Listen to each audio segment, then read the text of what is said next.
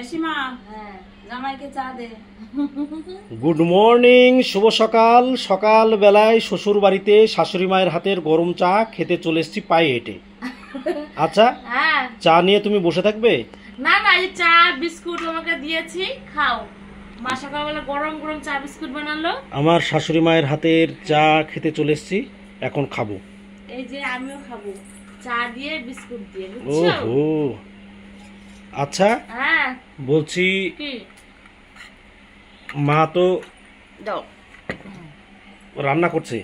হ্যাঁ, মা রান্না করতেছে। তা চা পরে খাবো। ওখানে হচ্ছে মা রান্না করছে, ডাল বসিয়ে দিয়েছে আর ভাত রান্না হয়ে গেছে। সকাল বেলায় আজকে আর এই চা খাবো না, একেবারে ভাত আর ডাল খেয়ে তারপর চলে যাব।